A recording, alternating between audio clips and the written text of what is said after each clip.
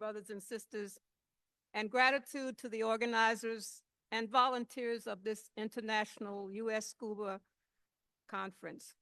Comrades and friends, esteemed guests, both from the Cuban mission to the United Nations, as well as our comrades from the embassy in Washington.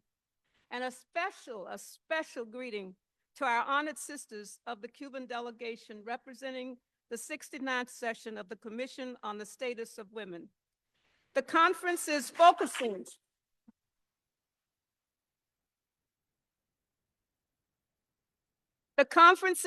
focusing on reviewing the anniversary of the Beijing Declaration and Platform for Action, marking the 4th World Conference on Women. One of the platform themes is reflective to me, which is to stress the necessity of evaluating programs which reflect, and I quote, reflect, respect, and those programs also must carry the truth to the people about the struggles of women. Okay.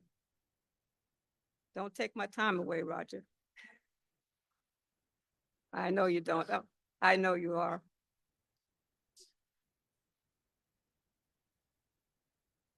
I'm not getting myself here. I'm taking it. Oh.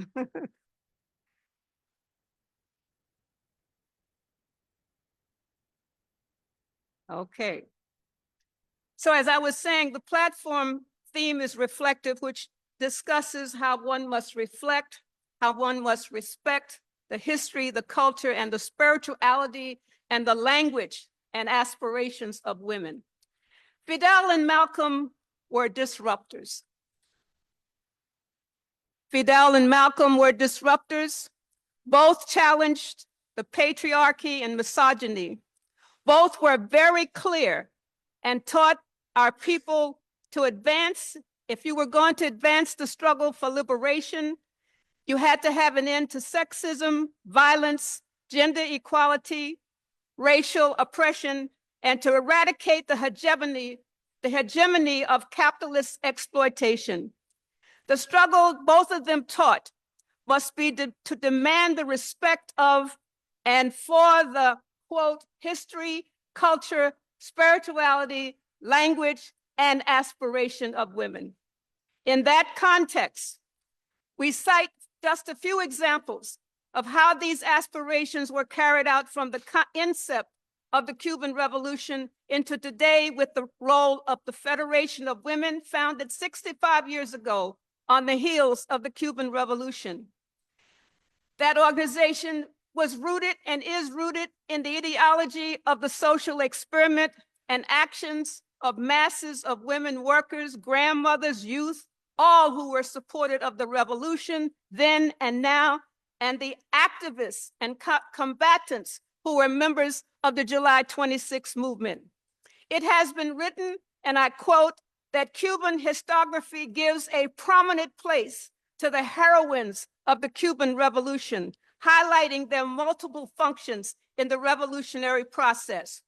The July 26 movement, under Fidel's leadership and his insistence, supported women engaged in combat. This was especially prominent against Batista's forces during the attack on the Moncada garrison.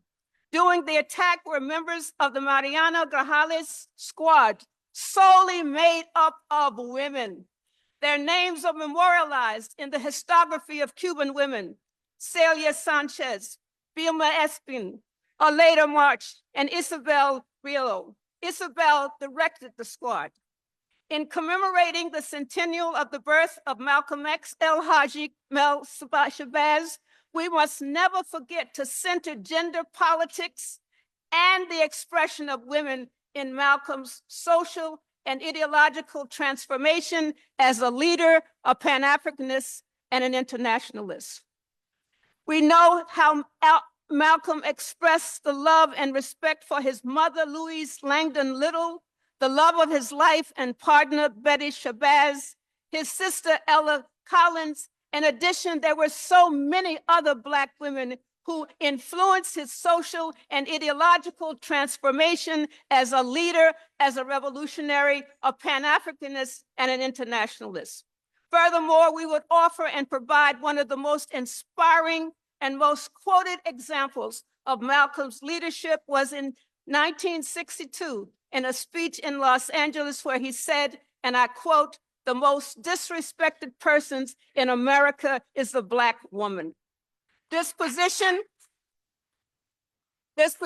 of principle, Malcolm's position of principle morality would eventually lead to his being silenced and banned from the nation when going public with the exposure that his beloved leader had betrayed him by fathering children with teenage members of the nation. Some of the noble women who influenced Malcolm's political development, including the late Japanese-American activist Yuri Kochiyama. Yuri met Malcolm and he maintained contact with her, and from Africa, he wrote in a letter that Yuri often shared with us, and I quote, Malcolm told her, "African women have asserted their rights to be educated, and we need to free women here so that they get the same kind of education that men get."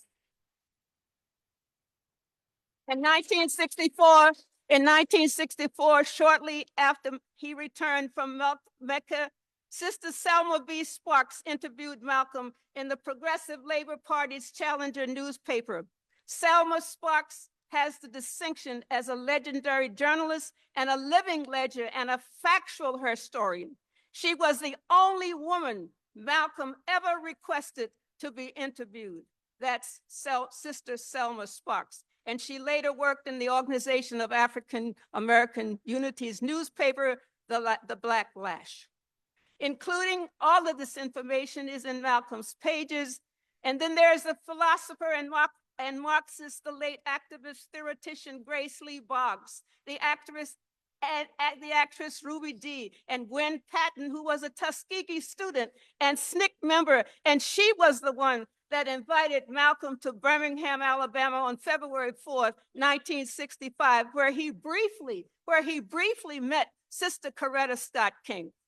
It was Black communist exile leader Claudia Jones and the India Workers Association that invited Malcolm to England. And there's a posters of Malcolm holding up a picture of Claudia Jones because he was influenced by her. And that picture is seen in the Gazette newspaper. Then, of course, I would be remiss in not to mention, oddly, Queen Mother Moore. Queen Mother Moore was a member of the US Communist Party, and she was one of the most influential Black women who contributed to Malcolm's political development and his intellectual growth.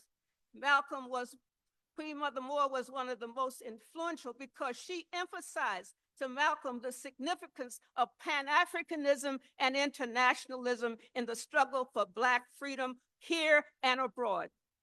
In closing, some African-American women argue, and I would agree, omitting the political and gender texts narrows the gap in the existing literature about Malcolm X, mostly written by men.